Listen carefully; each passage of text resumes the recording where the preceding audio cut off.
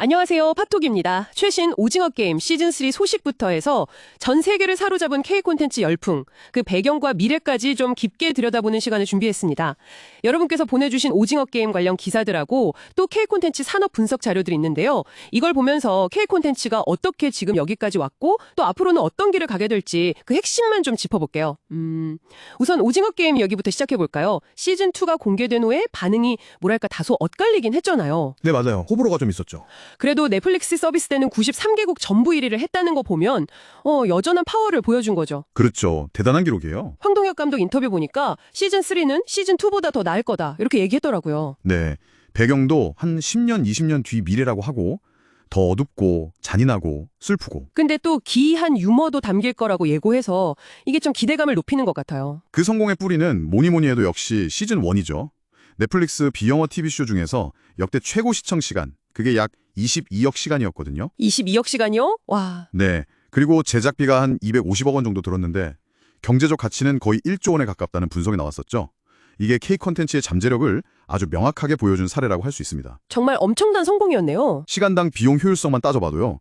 그 유명한 기묘한 이야기 시즌4 있지 않습니까? 네. 그거보다 18배나 높았다고 하니까요. 와, 18배요? 진짜 대단한데요? 네. 그러니까 이런 성과가 있었기 때문에 넷플릭스에서도 향후 4년간 K-콘텐츠에다 3조 3천억 원이라는 정말 큰 투자를 결정한 거겠죠. 아, 그래서 그런 통 큰 투자가 나온 거군요. 그 정도의 파급력이라니 정말 놀랍네요. 그럼 K-콘텐츠가 지금의 이런 글로벌 위상까지 오게 된 과정은 어땠을까요? 자료를 좀 보니까 90년대 중반에 아시아 중심으로 한류가 시작됐고 그 이후로 BTS나 기생충 그리고 오징어 게임까지 이어지면서 이게 한 4단계로 발전해 왔더라고요. 네, 맞습니다. 그 발전 과정을 보면 확실히 단계가 있죠. 결정적인 요인으로는 역시 창의적인 소재, 그리고 우리 제작 역량이 워낙 탄탄하다는 점, 또 팬데믹 이후에 OTT를 통해서 확산된 게 정말 주요했던 것 같아요. 그 세계적인 인기는 통계로도 바로 확인이 되던데요. 그렇죠. 26개국 조사를 보면 68% 이상이 자국에서 K-드라마가 인기 있다 이렇게 답했고요. 특히 아시아 지역에서는 그 열기가 훨씬 더 뜨겁습니다. 흥미로운 건 이게 단순히 콘텐츠 소비에서 끝나는 게 아니라는 점이었어요. 네, 바로 그 부분입니다. 평균적으로 응답자의 57.9%가 K-콘텐츠를 보고 나서 한국 제품이나 서비스 구매에 영향을 받는다고 답했거든요. 거의 60% 가까이 되네요. 네, 실제로 K-콘텐츠 수출이 1억 달러 늘면 소비재 수출은 1.8억 달러 증가한다는 분석 결과도 있으니까요. 이게 그냥 보고 즐기는 걸 넘어서는 거죠. 그렇군요. 하지만 이런 화려한 성공 이면에는 풀어야 할 문제들도 많아 보여요. 자료에서 제일 눈에 띄었던 건 역시 제작비 급등 문제였어요. 맞아요. 정말 심각한 수준이죠. 회당 10억 원은 이제 뭐 기본이고 최대 58억 원까지 치솟은 사례도 있다니 정말 입이 딱 벌어지더라고요. 네, 그 정도입니다. 이러다 보니 IP 확보 경쟁도 치열해지고 또 플랫폼이랑 제작사 간의 수익 배분 문제, 이런 오래된 문제들도 여전히 남아있고요. 그래도 어느 정도 시스템으로 대응하는 것 같은데. 그렇죠. 대형사들은 자체적인 시스템이 있으니까요. 하지만 독립 제작사들은 여전히 어려움을 겪고 있는 게 현실입니다. 그런 어려움들이 있으니 앞으로의 변화 방향을 잘 읽는 게 더 중요하겠네요. 네, 그렇습니다. 그래서 앞으로 K-콘텐츠 산업을 이끌 주요 트렌드를 좀 짚어볼 필요가 있는데요. 한 4가지 정도로 요약해 볼 수 있을 것 같아요. 첫 번째는 IP 세계관의 확장입니다. IP 세계관 확장이요? 네, 단순히 원작 하나를 영화, 드라마, 게임 이렇게 여러 매체로 만드는 방식, 그러니까 OSMU라고 하죠. 이걸 넘어서야 한다는 겁니다. 마블 유니버스처럼 웹툰이나 웹소설을 기반으로 해서 아주 거대하고 유기적인 세계관을 구축하는 게 중요해질 거예요. 마블처럼요.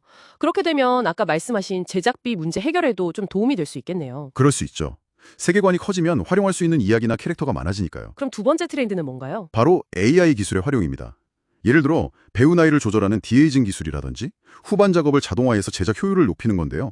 여기서 더 나아가서 그 카지노에서 최민식 배우 30대 모습 구현했던 것처럼 콘텐츠의 질적인 향상이나 창작의 폭을 넓히는 데도 AI가 크게 기여할 겁니다. AI 기술 활용 범위가 정말 넓어지겠네요. 네. 그리고 세 번째는 숏폼 콘텐츠의 영향력 확대입니다. 다들 틱톡이나 유튜브 쇼츠 많이 보시잖아요. 그렇죠. 짧은 영상 소비가 정말 대세죠. 네. 그러다 보니 콘텐츠 형식 자체도 이런 트렌드에 맞춰서 변화하고 적응해야 할 필요성이 커지고 있습니다. 긴 호흡의 드라마뿐만 아니라 짧고 임팩트 있는 콘텐츠도 중요해진다는 거군요. 마지막 네 번째는 스트리밍 시장 자체의 변화입니다. 이제 구독 기반 OTT 성장이 좀 둔화하는 추세거든요. 그러면서 FAST, 그러니까 광고 기반 무료 스트리밍 서비스가 새롭게 떠오르고 있습니다. 광고 보고 무료로 보는 거요? 네.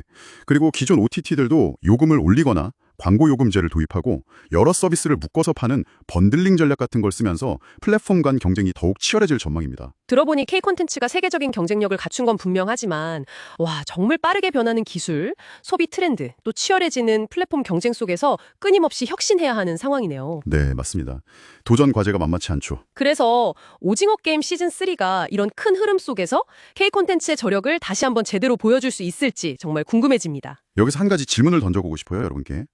AI가 제작 과정을 점점 더 효율화하고 또 시청자들의 집중력은 점점 더 짧아지는 이런 시대에 과연 K 콘텐츠는 어떻게 그 고유의 창의성 그리고 깊이 있는 서사를 지켜나가면서 계속해서 세계인의 마음을 사로잡을 수 있을까요?